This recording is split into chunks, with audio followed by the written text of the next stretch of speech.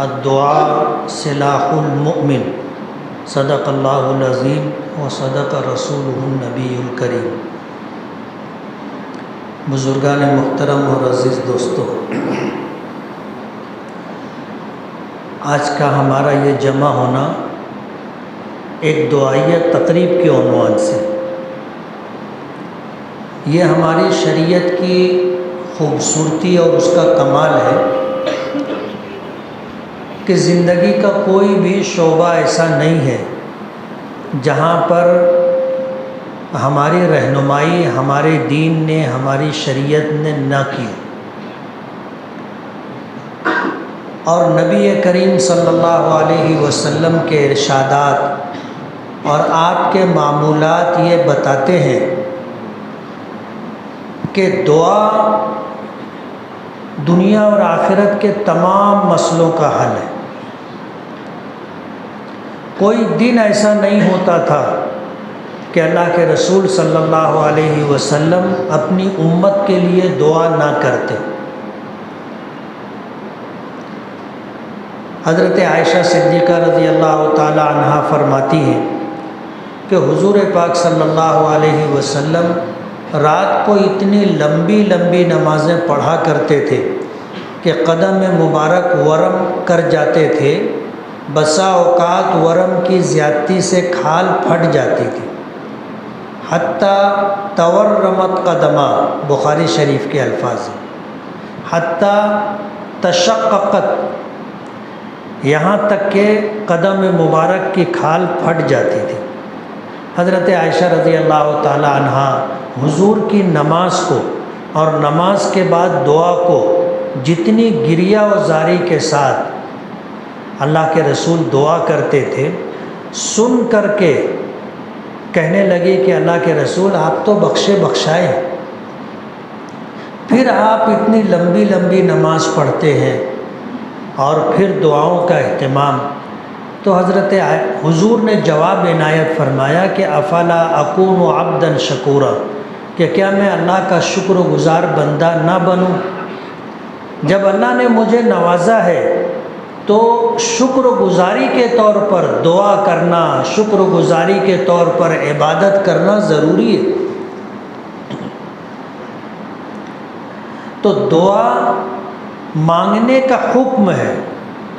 اللہ پاک نے فرمایا ادعونی استجب لکم، تم مجھ سے مانگو، دعا کرو، میں تمہاری دعا قبول کروں گا۔ اللہ کا وعدہ ہے، اور ظاہر بات ہے اللہ پاک سے زیادہ سچا وعدہ کس کا ہو سکتا ہے۔ اسی لیے نبی کریم صلی اللہ علیہ وسلم نے فرمایا کہ کسی ایمان والے کی مانگی ہوئی ہر دعا قبول ہوتی، ایک دعا بھی ایسی نہیں ہوتی جو اللہ کی بارگاہ میں شرف قبولیت نہ پائے۔ لیکن جب بندہ یہ سوچنے لگ جاتا ہے، یہ کہنے لگ جاتا ہے کہ میری کہاں دعا قبول ہوگی، تو پھر اس کی دعا قبول نہیں ہوتی۔ اس لیے ہمیں یقین رکھنا چاہیے کہ ہم دعا مانگیں گے، ہماری دعا قبول ہوگی۔ دعا میں یقین ہونا چاہیے، اور دعا کے آداب بتلائے گئے کہ جب آدمی دعا مانگے تو دل سے دعا مانگے، دل سے۔ اور حدیث پاک میں آتا ہے کہ ان اللہ لا يقبل دعاء عن قلب لاہن، غافل دل کی دعا اللہ قبول نہیں کرتا۔ آدمی دعا کر رہا ہے لیکن دل دعا میں شامل نہیں ہے، یعنی دل سے دعا نہیں کر رہا ہے، زبان پر دعائیہ الفاظ ہیں لیکن دل دعا میں شامل نہیں ہے، تو اللہ تعالیٰ دعا قبول نہیں کرتے۔ جو لوگ دعا کرتے ہیں لیکن ان کا کھانا حرام ہے، ان کا پینا حرام ہے، ان کا لباس حرام ہے، ان کی دعا قبول نہیں ہوتی۔ اور ان کی بھی دعا قبول نہیں ہوتی جو اپنے رشتہ داروں سے تعلقات توڑ کے رکھے ہوں۔ قطع رحمی کرنے والوں کی بھی دعا قبول نہیں ہوتی۔ اس کے علاوہ بندہ جب بھی دعا کرے گا اس کی دعا قبول ہوگی۔ یعنی بے یقینی کے ساتھ دعا مانگو گے دعا قبول نہیں ہوگی۔ جب تمہارا ذاتی تاثر یہ ہوگا کہ اللہ میری دعا نہیں سنتا، نہیں قبول کرتا، تو دعا قبول نہیں ہوگی۔ اور ہمارا لباس، ہمارا کھانا پینا حرام ہو تو دعا قبول نہیں ہوگی۔ دل دعا میں شامل نہ ہو تو دعا قبول نہیں ہوگی۔ اور ہم اگر اپنے رشتہ داروں سے تعلقات توڑ کر کے رکھتے ہیں، ذرا سی بات پر کچھ بھی مسئلہ بنا کر کے ناراضگی اور تعلقات توڑ لینا دنیا اور آخرت کی بربادی ہے۔ ظاہر بات ہے جب دعا ہی قبول نہیں ہوگی تو ہمارے دنیا اور آخرت کے مسئلے کیسے حل ہوں گے؟ نبی کریم صلی اللہ علیہ وسلم نے جب یہ بات ایک مجلس میں ارشاد فرمائی، آپ نے فرمایا کہ دروازے بند کر لو۔ صحابہ کرام حیران ہو گئے کہ اللہ کے رسول نے یہ بات کیوں ارشاد فرمائی؟ فرمایا کہ دعا کرنی، لیکن اگر اس مجلس میں کوئی آدمی ایسا ہو جو قطع رحمی میں مبتلا ہو، تعلقات توڑ رکھے ہو رشتہ داروں سے، ایسا کوئی شخص ہو تو وہ مجلس سے نکل جائے، وہ دعا کی قبولیت میں رکاوٹ ہے۔ ایک صحابی کہتے ہیں کہ میری خالہ سے جھگڑا تھا، بات بند تھی، میں خاموشی سے سرک کر کے نکلا کہ کوئی مجھ کو دیکھنے بھی نہ پائے کہ میں جا رہا ہوں۔ خاموشی سے سرک کر کے میں نکلا، گیا، اپنی خالہ سے معافی مانگی، تعلقات استوار کیے اور پھر آیا، آ کر کے مجلس میں شریک ہوا۔ اگر اس مجلس میں کوئی آدمی ایسا ہو جو ان چیزوں میں سے کسی معاملے میں مبتلا ہو تو ابھی سچی پکی توبہ کرے، یقین پیدا کرے، دل کو دعا میں شامل کرے۔ اگر خدا نخواستہ تعلقات توڑ رکھے ہوں تو یہ نیت کر لے کہ اللہ میں آپ سے وعدہ کرتا ہوں کہ میں تعلقات استوار کر لوں گا، جوڑ لوں گا۔ خدا نخواستہ ایسے کسی معاملے میں مبتلا ہو جو حرام سے تعلق رکھتا ہو تو یہ نیت کر لے کہ آج اور ابھی اسی وقت میرا یہ فیصلہ ہے، میں توبہ کرتا ہوں، آئندہ یہ کام نہیں کروں گا، تو انشاءاللہ ہماری دعا ضرور قبول ہوگی۔ نماز استسقاء پڑھی جانی تھی، لوگ عیدگاہ جا رہے تھے، جہاں نماز استسقاء ادا کرنی تھی وہاں پہنچ رہے تھے۔ ایک بچہ تھا، وہ چھتری لے کے جا رہا تھا، تو بارش کا تو عطا پتہ نہیں تھا۔ کسی سمجھدار آدمی نے اس بچے سے کہا کہ تو چھتری لے کے کیوں جا رہا ہے؟ بولے میں جاؤں گا، دعا کروں گا، بارش ہوگی، اور تم لوگ جا رہے ہو بغیر چھتری کے، کیا تم کو یہ بات نہیں سمجھتی کہ دعا کرو گے تو بارش ہوگی؟ یہ سبق ہے، ہم سب کے لیے سبق ہے کہ اس چھوٹے سے بچے کو یقین تھا کہ دعا مانگی جائے گی تو بارش ہوگی، اور بارش ہوگی تو چھتری لگے گی۔ باقی سب لوگ بغیر چھتری کے گئے تھے نا۔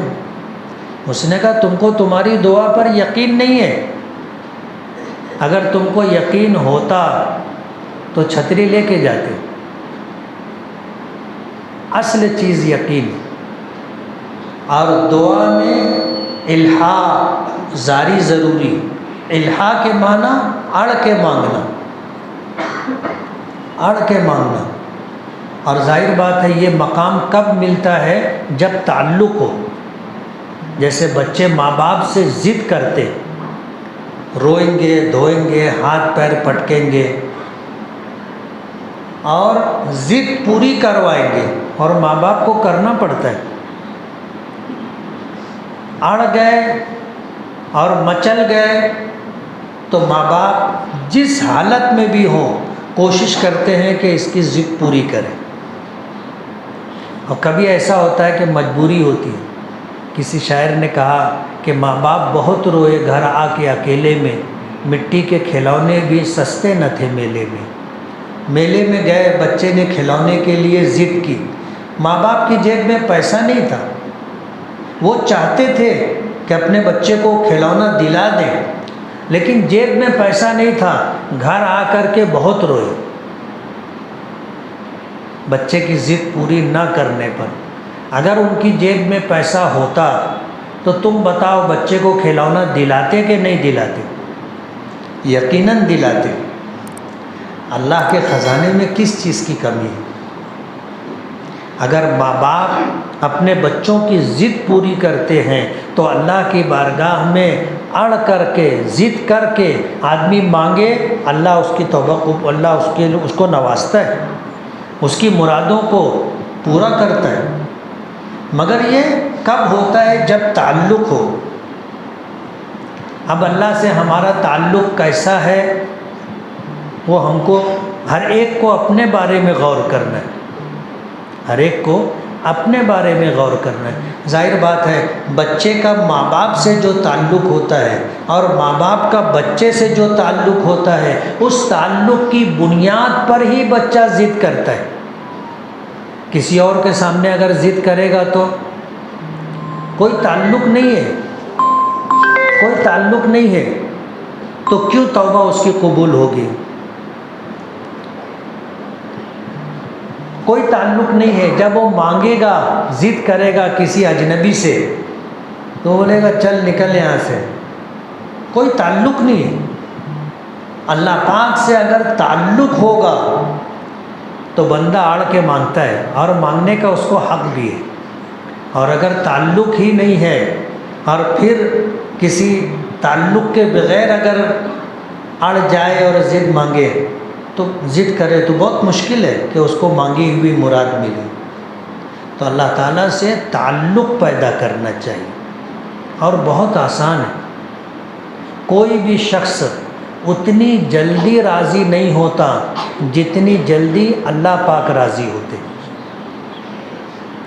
ماں اگر ناراض ہو جائے تو اس کو منانا، باپ اگر ناراض ہو جائے اس کو منانا، بھائی ناراض ہو جائے، بہن ناراض ہو جائے، منانا مشکل ہوتا ہے۔ لیکن اللہ تعالیٰ ماں باپ سے جلدی راضی ہو جاتے۔ ہمارے ماں باپ ہم سے ناراض ہوں، ہم ان کو منائیں، وہ ہم سے راضی ہوں، اس میں جتنے پاپڑ بیلنے پڑیں گے اللہ کو منانے اور راضی کرنے میں اتنی ضرورت نہیں ہے۔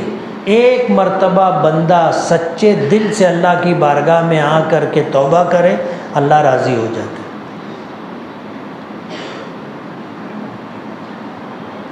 تو دعا ہمارا ہتھیار ہے۔ میدان بدر میں حق اور باطل کا پہلا معرکہ تھا، پہلی جنگ تھی۔ اللہ کے رسول صلی اللہ علیہ وسلم اس قافلے کو روکنے کے لیے نکلے تھے جو قافلہ مکے والوں سے سرمایہ جمع کر کے یہ فیصلہ کر کے گیا تھا کہ جتنا نفع حاصل ہوگا لوگوں کو اصل رقم دے دی جائے گی، جو نفع ہوگا وہ اسلام اور مسلمانوں کو مٹانے کے لیے استعمال کرے گی۔ اس قافلے کو روکنے کے لیے اللہ کے رسول صلی اللہ علیہ وسلم مدینے سے نکلے تھے، لیکن اللہ کی منشا کچھ اور تھی۔ قافلے والوں کے دل میں بات آئی کہ ہم کو تحقیق کرتے چلنا چاہیے، کچھ لوگوں کو ایک منزل آگے روانہ کر دیا تھا۔ ان لوگوں کو سن گن لگ گئی کہ مدینے کے لوگ ہمارے قافلے کو روکنے کے لیے نکل پڑے۔ انہوں نے قافلے کے سردار ابو سفیان کو خبر دے دی۔ ابو سفیان کا پورا قافلہ راستہ چھوڑ کر کے ریگستانوں اور پہاڑوں سے ہو کر کے آگے نکل گئے، اور ادھر مکے میں اعلان ہو گیا کہ اپنے قافلے کو بچانے کے لیے نکلو۔ 1000 افراد پر مشتمل لشکر نکلا جو ہر طریقے سے ہتھیاروں سے لیس تھا، اور حضور پاک صلی اللہ علیہ وسلم کسی لشکر کا مقابلہ کرنے کے لیے نہیں نکلے تھے، ایک قافلے کو روکنے کے لیے نکلے تھے۔ تو مسلمانوں کے پاس ہتھیار بھی نہیں تھے۔ بدر کے میدان میں اس لشکر سے سامنا ہو گیا جو مکے سے آیا تھا اور پوری تیاری سے آیا تھا۔ اللہ کے رسول صلی اللہ علیہ وسلم نے اس حالت کو دیکھ کر کے اللہ سے دعا کی تھی۔ آپ نے صف لگائی، میدان بدر میں صف لگائی، اور اس کے بعد پیچھے آپ سجدے میں گئے، دعا کر رہے تھے۔ حضرت ابوبکر صدیق رضی اللہ تعالی عنہ کہتے حضور دعا کر رہے تھے، سجدے کی حالت میں تھے، اور چادر مبارک جسم مبارک سے سرک جا رہی تھی، تو میں چادر ٹھیک کرتا تھا۔ ایک موقع آیا، میں نے کہا کہ اللہ کے رسول بس کیجیے، تو حضور نے فرمایا ابو بکر مجھے میرا فرض ادا کر لینے دو، اللہ اپنی قدرت کا مظاہرہ کرے گا۔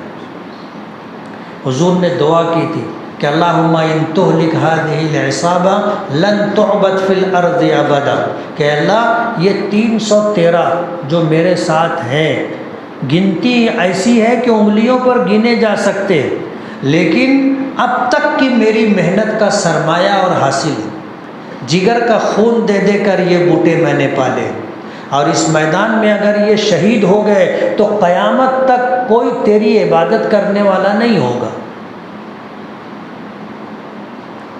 یہ دعا کا انداز نیاز مندانہ نہیں ہے، یہ بات تو اللہ کے رسول ہی کہہ سکتے تھے، اللہ سے ایسا تعلق تھا، ناز کے ساتھ دعا کی تھی نا، کہ اگر یہ 313 اس میدان میں کام آ گئے، قیامت تک کوئی تیری عبادت کرنے والا نہیں ہوگا۔ حضرت ابوبکر نے پھر حضور کو ٹوکا، حضور نے پھر یہی بات ارشاد فرمائی، اللہ نے دعا قبول فرمائی، اور 5000 فرشتوں کو اتارا تھا، جنگ کا فیصلہ ہو گیا، مسلمان جیت گئے۔ حضور نے اعلان کیا تھا کہ جو جس کافر کو مارے گا یا گرفتار کرے گا، اس کے پاس جتنا ہتھیار ہوگا وہ سب مارنے والے کو یا گرفتار کرنے والے کو دے دیا جائے گا۔ گرفتار ہونے والوں میں حضور کے چچا حضرت عباس بھی تھے، اور حضرت عباس بہت قداور طاقتور تھے۔ حضور نے پوچھا کہ میرے چچا عباس کو کس نے گرفتار کیا؟ تو ایک صحابی کھڑے ہوئے دبلے پتلے سے، کہنے لگے میں نے گرفتار کیا۔ تو حضرت عباس نے ان کی طرف دیکھا، اور دیکھنے کے بعد کہا کہ بھتیجے اس نے مجھے گرفتار نہیں کیا، مجھے جس نے گرفتار کیا ہے وہ سفید کپڑا پہنے ہوئے تھا، سر منڈا ہوا تھا، اور سفید گھوڑے پر سوار تھا، اور پورے لشکر میں کسی کے پاس، مسلمان کے پاس سفید گھوڑا نہیں تھا۔ حضور نے سنا، مسکرائے، فرمایا کہ وہ تو جبرائیل تھے۔ اللہ کی مدد آئی، قرآن کریم میں آتا ہے اللہ نے 3000 پھر 2000 اور بھیجے، 5000 فرشتوں کا لشکر بھیجا تھا، جنہوں نے مکے سے آئے ہوئے 1000 ہتھیاروں سے لیس لوگوں کی اینٹ سے اینٹ بجا دی تھی۔ اور حدیث پاک میں آتا ہے کہ مکے کے جتنے سردار تھے سب مارے گئے تھے، 70 مارے گئے تھے، 70 مارے گئے تھے، جو اپنے آپ کو پڑھاری، چودھری، سردار اپنے آپ کو بتایا کرتے تھے، سب میدان بدر میں کام آ گئے تھے۔ ابو سفیان بچ گئے تھے، بعد میں وہ مکے کے سردار بنے، تو مکے کی بوڑھی عورتیں کہا کرتی تھی ابو سفیان کے بارے میں کہ بڑوں کے مرنے نے اس کو سردار بنا دیا۔ جتنے سرداری کے لائق تھے سب میدان بدر میں کام آ گئے تھے، اور فرشتوں نے چن چن کر کے مارا تھا۔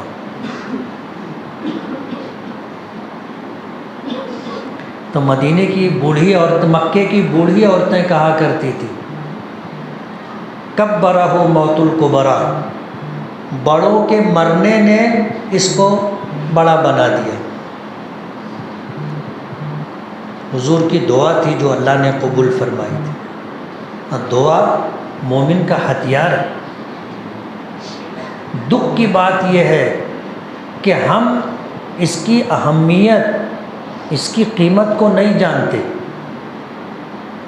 اللہ سے تعلق ہو تو دعا سے بڑا ہتھیار نہیں، دعا سے بڑا ہتھیار نہیں۔ ہمارا ہر مسئلہ کون حل کرتا ہے؟ اللہ حل کرتا ہے، اور ہم اللہ سے مانگیں گے، دعا کریں گے تو اللہ حل کرے گا۔ ہم لوگوں نے مانگنا ہی چھوڑ دیا۔ اتنا بڑا مجمع ہے، دل پر ہاتھ رکھ کر سوچے، صبح سو کر کے اٹھنے سے لے کر اب تک کسی نے واقعی دعا کی ہو؟ فرض نمازوں کے بعد کی دعا کیسی ہوتی ہے سب کو معلوم ہے، مجھے اس پر کوئی تبصرہ نہیں کرنا ہے، لیکن ایسا کوئی شخص کہ مسجد میں آیا ہو، اکیلا ہو، نماز کا وقت نہ ہو، پھر اس نے وضو کیا، 2 رکعت نماز پڑھی، کچھ اللہ سے مناجات کی، دعا مانگی، 5 منٹ 10 منٹ 15 منٹ، ہے کسی کا معمول؟ ہم لوگوں نے مانگنا ہی چھوڑ دیا اللہ سے۔ اور قرآن کریم میں آتا ہے ان الذین یستکبرون عن عبادتی سیدخلون جہنم داخرین، جو لوگ مجھ سے مانگنے میں تکبر کرتے ہیں میں ان کو ذلیل کر کے جہنم میں داخل کروں گا۔ اللہ کو مانگنا بہت پسند ہے، اور نہ مانگنا اللہ کو بہت ناراض کرتا ہے، اور ہم لوگوں نے اللہ سے مانگنا چھوڑ دیا ہے۔ پورا 24 گھنٹہ گزر جاتا، ہم اللہ سے مانگتے نہیں۔ نمازوں کے بعد جو دعا ہوتی ہے منٹ آدھے منٹ کی، ہمارا دل شامل بھی نہیں ہوتا نا۔ ہاتھ اٹھائے، ابھی دل دعا میں شامل بھی نہیں ہوا، ہماری دعا ختم بھی ہو جاتی۔ ایسا نہیں ہے کہ آپ ہاتھ اٹھائے اور دل پھٹ سے آ کے دعا میں شامل ہو گئے، نہیں۔ آدمی ہاتھ اٹھاتا ہے، دعا کرتا ہے، آہستہ آہستہ اس کا مزاج بنتا ہے، اور پھر بڑی مشکل سے دل دعا میں شامل ہوتا ہے، تب جا کے دعا قبول ہوتی ہے۔ اور ہم لوگ تو ہاتھ اٹھاتے ہیں، دل دعا میں شامل بھی نہیں ہوا، ہماری دعا ختم ہو جاتی۔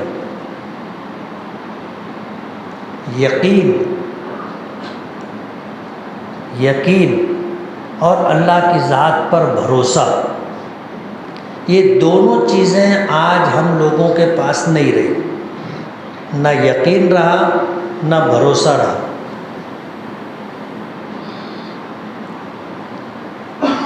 اس لیے ضرورت اس بات کی ہے کہ ہم اللہ کی ذات پر یقین، اللہ کی بات پر یقین اور توکل، جس کو بھروسہ کہتے، اتنا اعتماد ہونا چاہیے کہ میں ابھی ہاتھ اٹھاؤں گا، اللہ میرا مسئلہ حل کر دیں گے۔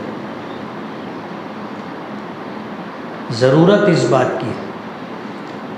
آج بھی اتنے گئے گزرے دور میں بھی، اتنی خرابی کے بعد بھی، آج غیر قوموں کا ہمارے تعلق سے سوچنا سمجھنا یہ ہے کہ یہ مانگیں گے، نماز پڑھیں گے، بارش ہو جائے گی۔ آج بھی ہم لوگوں کو غیر مسلم لوگ ملتے ہیں، پوچھتے ہیں کب بولے آپ لوگ بارش مانگنے کے لیے نکلیں گے؟ یعنی وہ بھی سمجھتے ہیں کہ یہ مسلمان بارش مانگنے کے لیے آئیں گے، بارش ہو جائے گی، ان کو بھروسہ ہے، ہمارے مانگنے پر ان کو بھروسہ ہے، اور ہم مانگنے والے لوگ، ہم کو ہی بھروسہ نہیں۔ کوئی چھتری لے کے آیا ہے؟ کوئی نہیں آیا چھتری لے کے، میں بھی لے کے نہیں آیا۔ تو ضرورت اس بات کی ہے کہ ہمیں آج اور اسی وقت نہیں، ہمیشہ کے لیے دعا کا معمول بنانا چاہیے۔ اور دعا کب قبول ہوگی؟ جب ان چیزوں کو ہم سامنے رکھیں گے، اللہ سے تعلق ہوگا تو آدمی بھروسے کے ساتھ بولتا ہے تیرا کام ہے؟ بولے ہاں، چل، بولے کمشنر سے میں کروا دیتا ہوں۔ کمشنر سے کب ہوگا؟ جب تعلق ہوگا، اور ایسا تعلق ہوگا، اپنے جا کے بیٹھے کہ صاحب یہ کام کر کے دو، تو وہ کر کے دے گا۔ کب ہوگا؟ جب تعلق ہوگا۔ اللہ سے تعلق پیدا کرو، اللہ سے تعلق پیدا کرو۔ اللہ سے تعلق پیدا کر لوگے، دنیا اور آخرت کے مسئلے حل ہو جائیں گے۔ ہم سب گنہگار ہیں، ہم سب گنہگار ہیں۔ حضور نے فرمایا کلکم خطاؤن، تم سب کے سب خطا کار ہو، وخیر الخطائین التوابون، اور تم میں خطا کار لوگوں میں بہترین شخص وہ ہے جو توبہ کرے۔ تو ہم میں سے کوئی معصوم نہیں ہے، کوئی محفوظ نہیں ہے، الا کوئی اللہ کا ولی ہوگا تو الگ بات ہے، ورنہ ہم سب گنہگار ہیں۔ لیکن ہم اگر توبہ کریں گے تو ہماری توبہ اللہ قبول کرے گا۔ اس لیے بارش کیوں نہیں ہوتی ہے، اس تعلق سے آپ نے بات سنی۔ جب اللہ کے احکامات توڑے جائیں، زکوٰۃ روک لی جائے تو اللہ بارش روک لیتا ہے۔ جب بے ایمانی عام ہو جائے، ناپ تول میں لوگ ڈنڈی مارنے لگ جائیں تو بارش روک لی جاتی ہے۔ اس لیے ہم کو اپنے گریبان میں بھی جھانکنا ہوگا، دیکھنا ہوگا کہ اگر بارش رکی ہے تو بلا وجہ نہیں رکی، کوئی وجہ ہے۔ ہم توبہ کریں، نیت کریں، آئندہ ہم گناہ نہیں کریں گے، اللہ کی نافرمانی نہیں کریں گے، وہ کام نہیں کریں گے جس سے اللہ باران رحمت کو روک لیتا ہے۔ ہم ان نیتوں کے ساتھ اللہ سے مانگیں گے، انشاءاللہ ضرور دعا قبول ہوگی۔